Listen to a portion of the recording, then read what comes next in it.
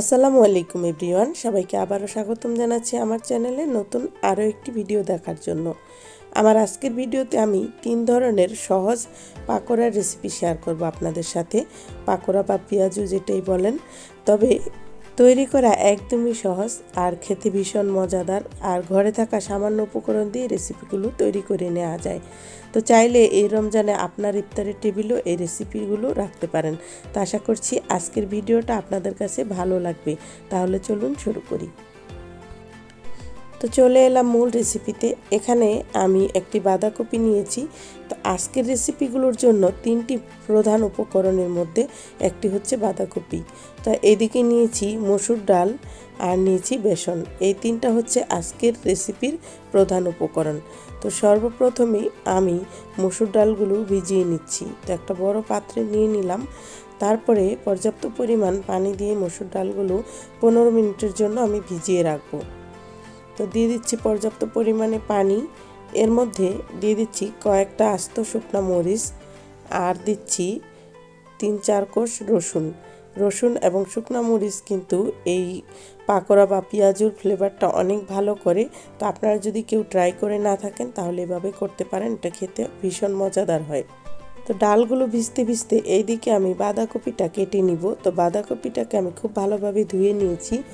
এখন বাঁধাকপিটা মাঝখান দিয়ে কেটে আমি কম অর্ধেকটা পরিমাণ নিচ্ছি আজকের রেসিপির জন্য।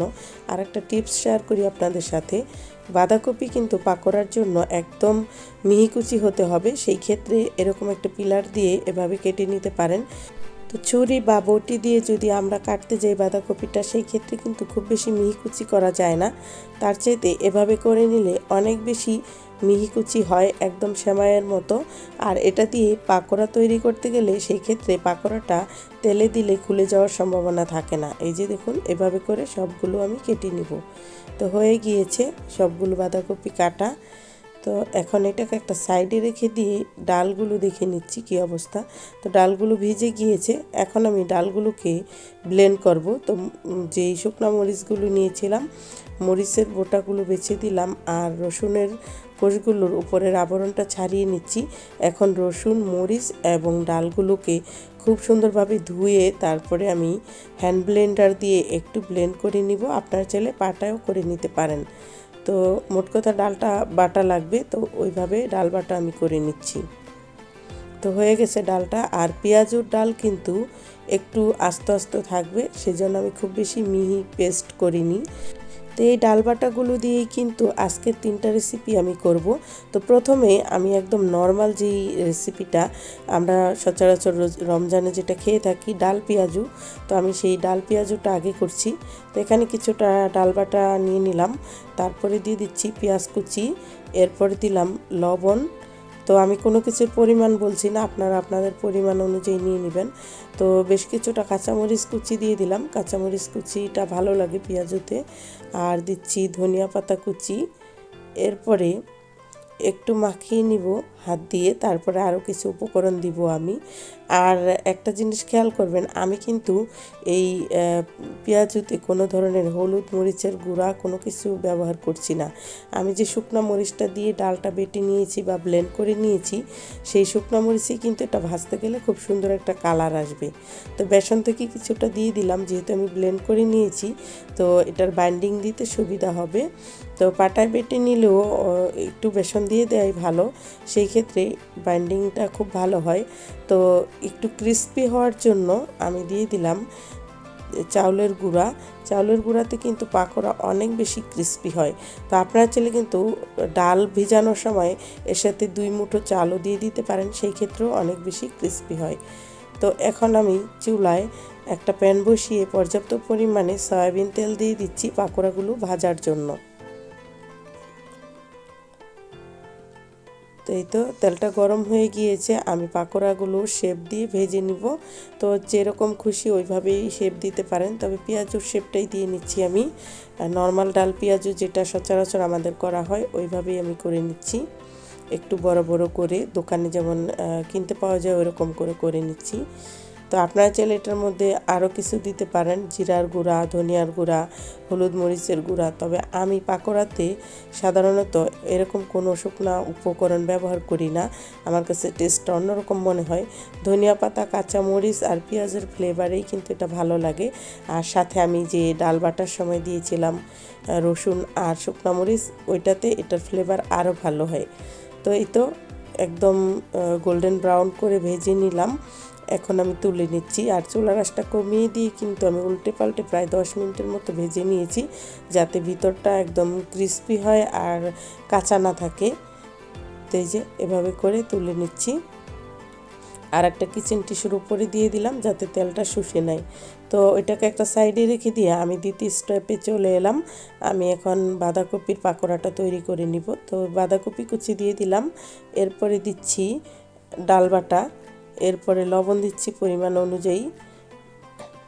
এরপরে আমি বাকি যে বাঁধাকপির কুচিগুলো ছিল সেটাও দিয়ে দিলাম। প্রথমে ভেবেছিলাম যে সবগুলো দিব না, পরে দেখি যে এটা কমে যাবে, সেই জন্য আবার দিয়ে দিলাম। তো কালো জিরা দিয়ে দিলাম কিছুটা, তারপরে দিচ্ছি ধনিয়ার গুঁড়া, এরপরে দিলাম কাঁচামরিচ কুচি, এরপরে দিচ্ছি পেঁয়াজ কুচি। তো ধনিয়ার গুঁড়া দিলাম, এটা যেহেতু আমি সবজি দিয়েছি সেই জন্য একটু ধনিয়ার গুঁড়া দিয়ে দিলাম। এরপরে দিচ্ছি ধনিয়া পাতা কুচি, এরপরে চাউলের গুঁড়া দিয়ে দিচ্ছি 3 টেবিল চামচ পরিমাণ। তো এরপরে বেসন দিব কিছুটা, যতটুকু মনে হয় যে দিলে ভালো হবে এটার বাইন্ডিং দিতে, ওই অনুযায়ী দিয়ে দিব। তো এরপরে আবার খুব ভালোভাবে মাখিয়ে নিব সব কিছুকে।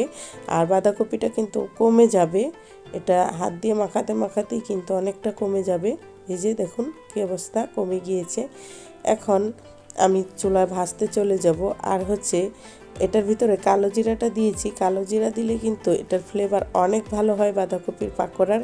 তো ট্রাই করতে পারেন কালো জিরা দিয়ে, আর কালো জিরা কিন্তু আমাদের শরীরের জন্য অনেক উপকারী। তো চুলার আঁচটা কমিয়ে দিয়ে উল্টে পাল্টে ভেজে নিতে হবে, তা না হলে কিন্তু পুড়ে যাবে আর ভিতরটা হবে না। তো এই যে ফাইনালি হয়ে গিয়েছে। তো এই তো তৈরি হয়ে গেল আমাদের দ্বিতীয় রেসিপি বাঁধাকপির পাকোড়া।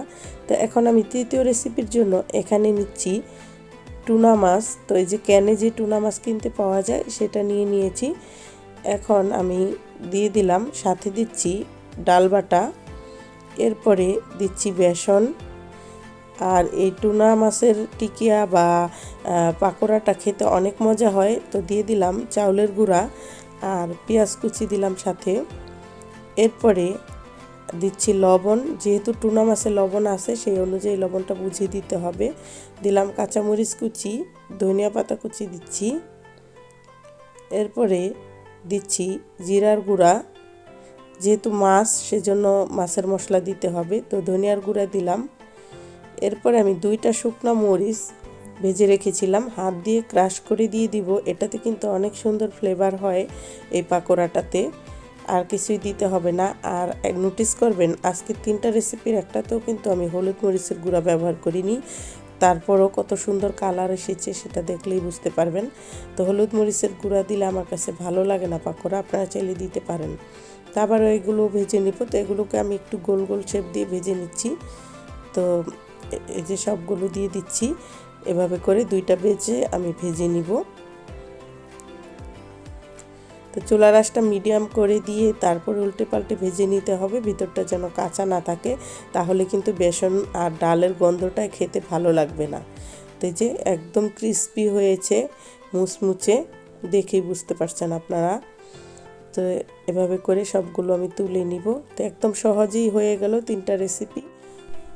আর আমার আজকের রেসিপিগুলোর মধ্যে কিন্তু এমন কোনো উপকরণ ব্যবহার করিনি যেটা একদমই ঘরে থাকে না। তো ঘরে থাকা সামান্য উপকরণ দিয়ে এই নর্মাল রেসিপিগুলো তৈরি করা যায়, খেতে কিন্তু ভীষণ মজাদার হয়।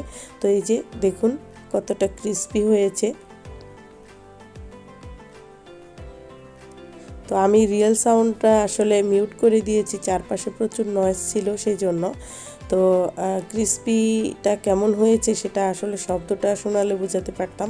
তো আপনারাও ট্রাই করবেন আশা করছি। দেখুন এই যে বাঁধাকপির পাকোড়াটা, এটাও অনেক মুচমুচে হয়েছে। চাইলে এটার সাথে কিন্তু আপনারা চিংড়ি মাছও দিতে পারেন। আর এরপরে আমি টুনা মাছের যে পাকোড়াটা সেটাও দেখাচ্ছি। দেখুন এটা আরও বেশি ক্রিস্পি হয়েছে, আর এই টুনা মাছের পাকোড়াটা স্পেশালি বেশি মজা হয়, অনেক টেস্টি হয়। তো আশা করছি আপনারাও ট্রাই করবেন। তো আমার আজকের রেসিপিগুলো কেমন লেগেছে অবশ্যই কমেন্ট করে জানাবেন। আপনারা লাইক এবং কমেন্ট করলে আমার অনেক বেশি আনন্দ হয়, কারণ আপনাদের লাইক এবং কমেন্ট আমাকে অনেক বেশি মোটিভেট করে। তো আমার রেসিপিগুলো ভালো লেগে থাকলে আমার চ্যানেলটা সাবস্ক্রাইব করে দিবেন আমাকে সামনে এগিয়ে যাওয়ার জন্য। তো আজকের মতো এখান থেকে বিদায় নিচ্ছি। সবাই অনেক বেশি ভালো থাকবেন, সুস্থ থাকবেন। আল্লাহ হাফেজ।